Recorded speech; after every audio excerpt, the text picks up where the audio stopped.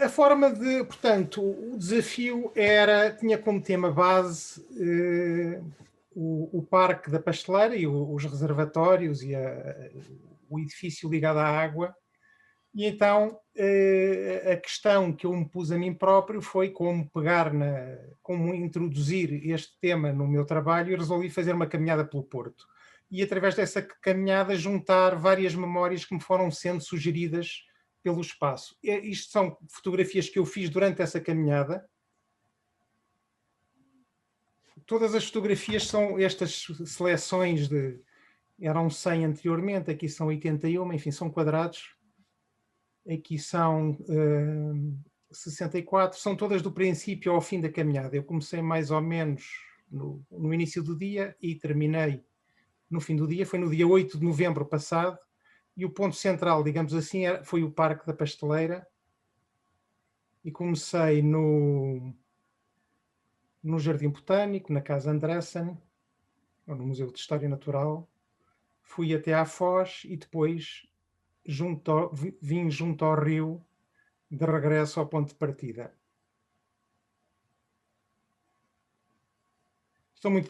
Faço sempre muitas fotografias, já vos vou explicar.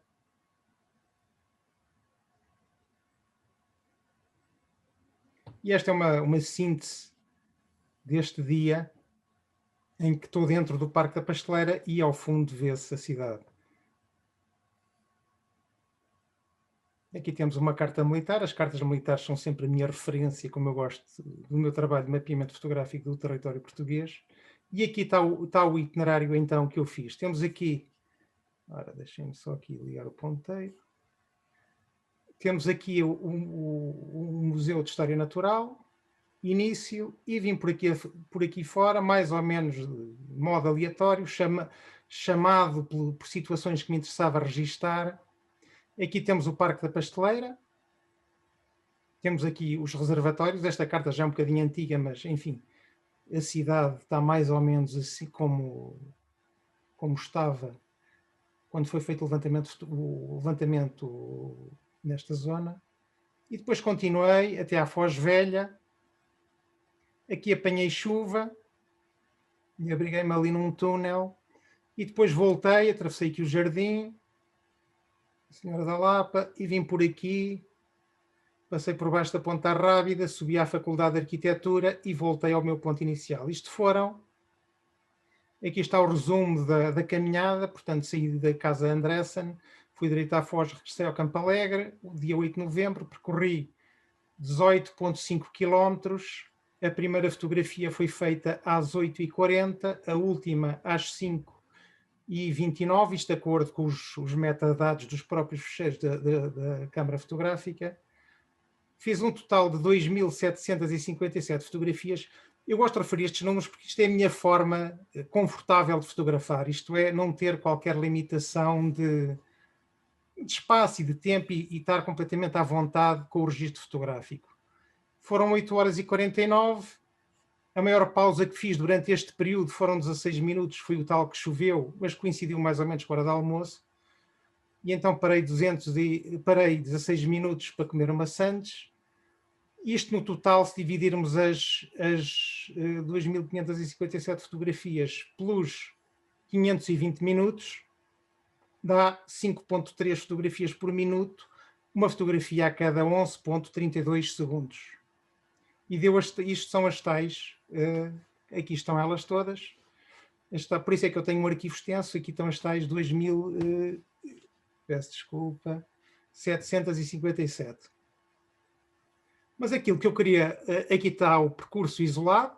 Portanto, ele foi feito, implantado através de um relógio. Não estava nada programado de início, apenas queria partir deste ponto, chegar ali e regressar ali ao ponto de origem. E então, depois de olhar para as imagens e de pensar neste itinerário aqui pela Foz do Porto, eu pensei em 5 pontos, em 5 memórias que estão presentes no meu arquivo fotográfico de presenças anteriores, mais ou menos distantes destes lugares.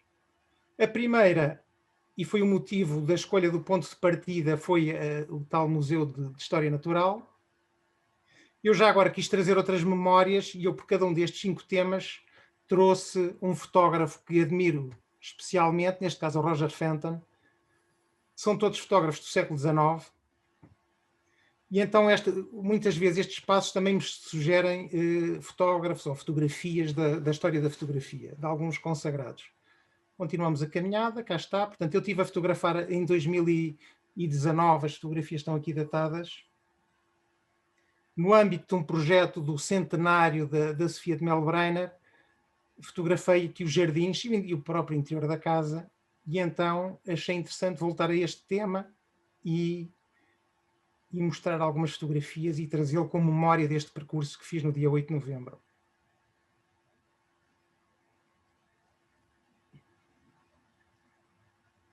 E vamos já para o segundo tema.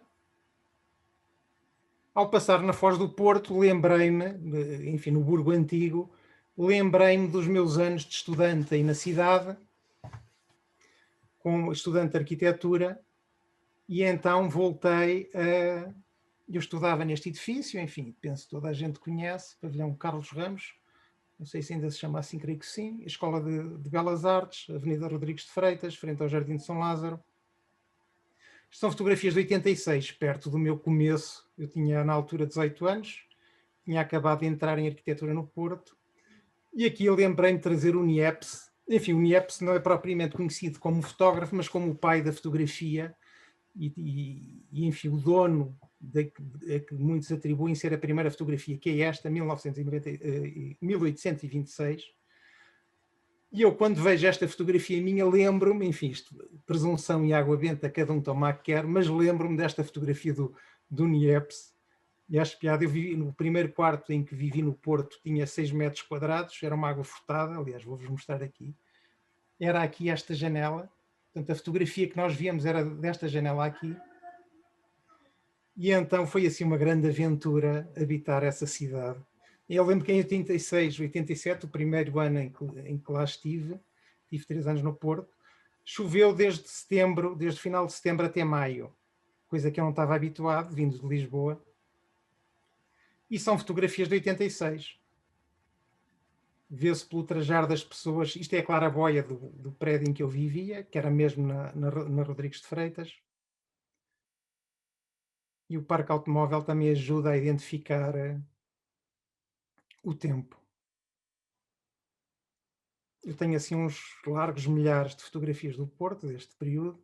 Isto é preto e branco porque eu fazia película na altura, não havia ainda a fotografia digital tal como a conhecemos hoje, e depois revelava os filmes e aquele processo todo moroso.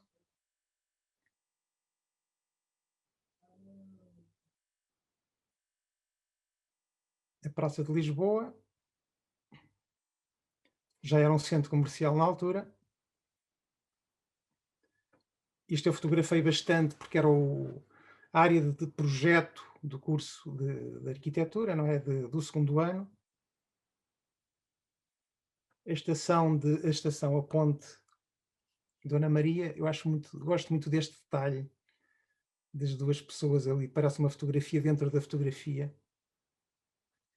Eu na altura andava por todo lado, não é? E uma vez atravessei a ponte Dona Maria, quando ainda se podia fazê-lo. Já não era muito recomendável, mas aquilo abanava bastante quando passava um comboio. Isto é no edifício é o Pavilhão Carlos Ramos, e o interior, a memória da arquitetura, que já voltarei. Vila do Conde. Ao passar na Foz, com este mar bastante batido, lembrei-me imediatamente de Vila do Conde, enfim, 20 e poucos quilómetros a norte, onde eu passei uma parte significativa da minha infância. A minha mãe é de Vila do Conde, os meus avós tinham lá uma pastelaria, e então este mar é muito familiar, e fui buscar as minhas memórias Vila de Condenses. Esta fotografia da Praia da Senhora da Guia foi para aí a terceira ou quarta que fiz, e é de 1982. Foi o ano em que eu comecei a fotografar, e tenho uma grande estima por esta fotografia porque está praticamente tudo aquilo que eu ainda hoje procuro com o documentalismo do espaço e do tempo. Ainda por cima, se fizéssemos esta fotografia hoje em dia, a diferença não ia ser muito grande, é curioso. quase, faz para o ano 40 anos, mas as coisas estão mais ou menos 5 anos depois, em 87, a mesma praia da Senhora da Guia, o Forte de São João Batista, isto é junto à Foz do Ave, e depois fazia assim uns detalhes da Rocha.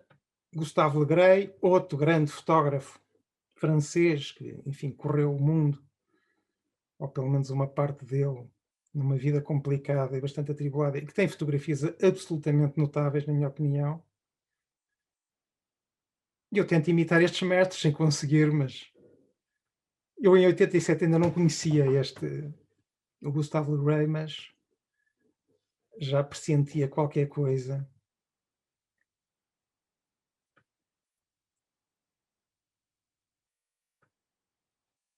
Outro aspecto de Vila, portanto, havia ao mar, e eu não posso deixar de referir os estaleiros navais, que também era um espaço muito impressionante.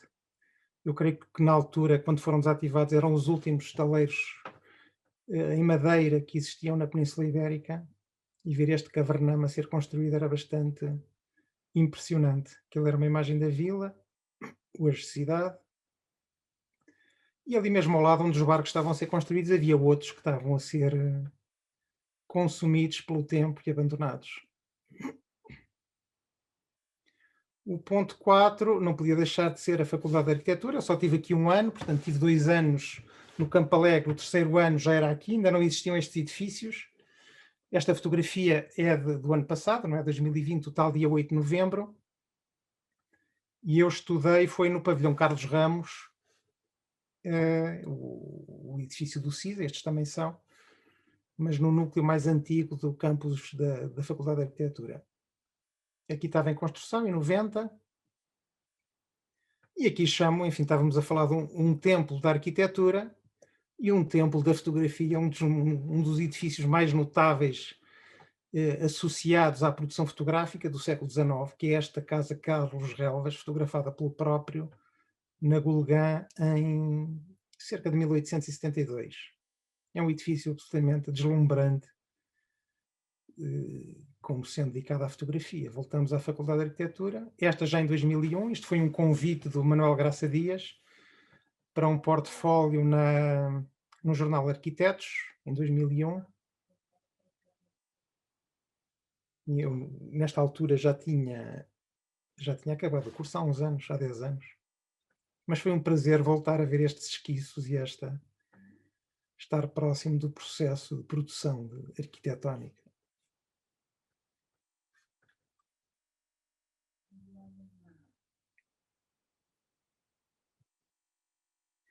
Cá está o edifício onde eu estudei.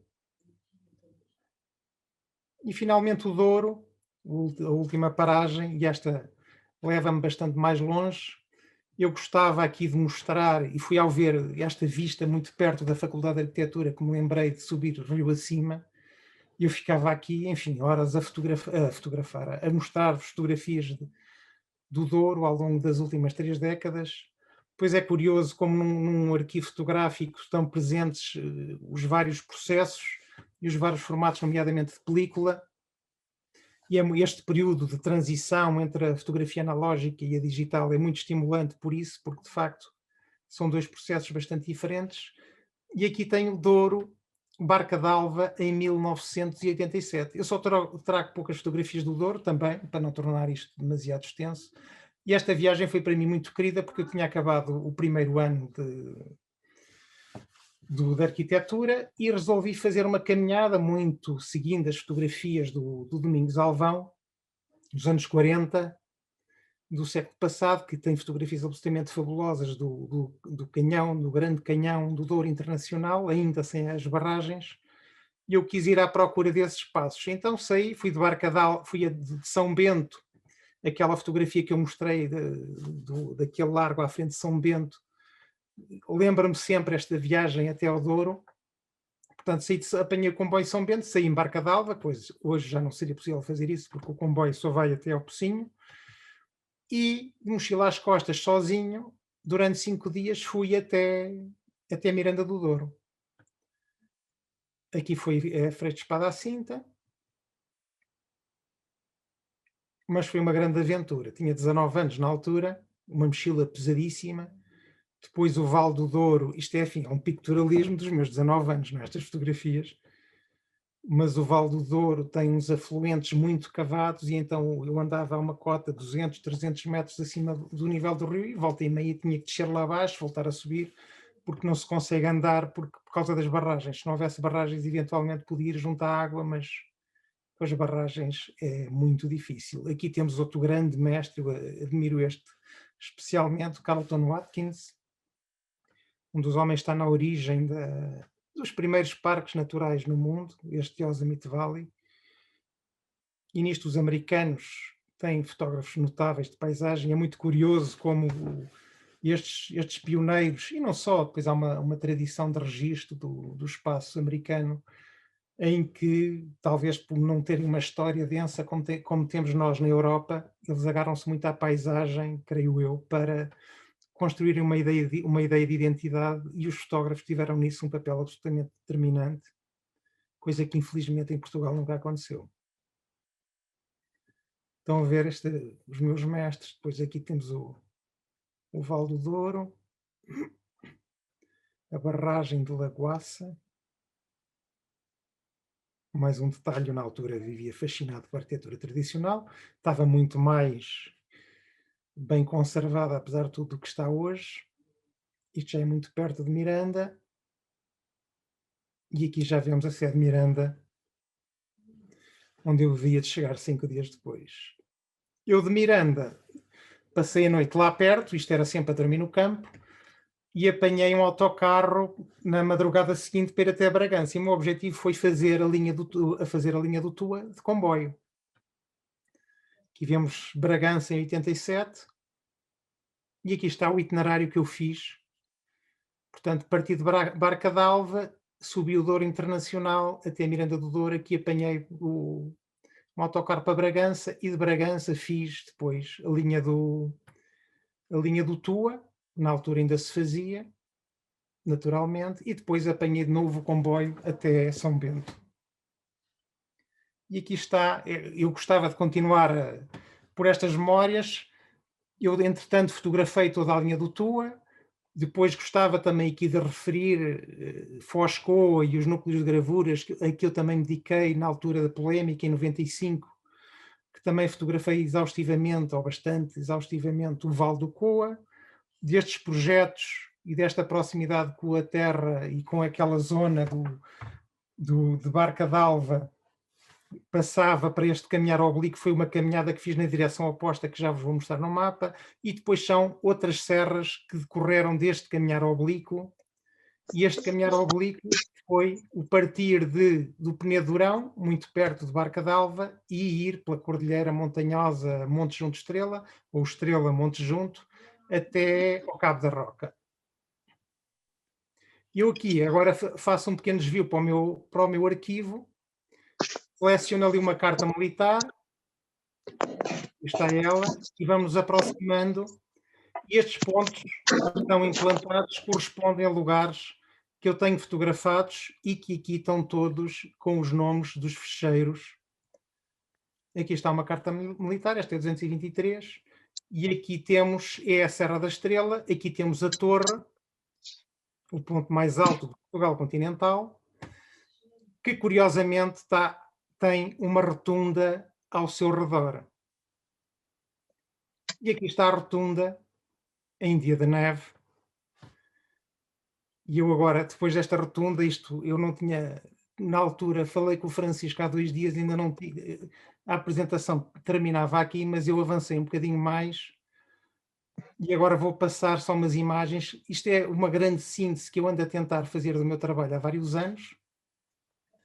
É um diagrama com os elementos que eu considero essenciais na representação do meu mundo, que é o caminhar, o desenhar, o fazer, seriar, partilhar. Isto é o si, enfim, eu entendo que é a arquitetura. Eu gosto muito de ser arquiteto, embora não projete, e entendo que nós, durante a nossa vida, construímos a nossa própria casa num sentido conceptual. E então o si é isto que eu vos estou a mostrar agora. E depois temos ainda a matéria, espaço, tempo e energia, e estes são os elementos que que tiveram origem no Big Bang, e que depois eu tenho pequenos textos para cada um destes elementos, e tenho depois também fotografias associadas, e depois tenho a representação do arquivo, enfim, de vários aspectos do arquivo, cronologias, os trabalhos que vou fazendo, que são as células. Eu já ando a trabalhar nisto há uns anos, e vou acrescentando sempre novas camadas. Eu, aqui há umas 2, 3 semanas, tive a convite da Susana Paiva, mostrei algumas destas imagens. Entretanto, isto já teve uma evolução, e agora vamos afastando. É uma espécie de vórtice, como eu agora lhe chamo.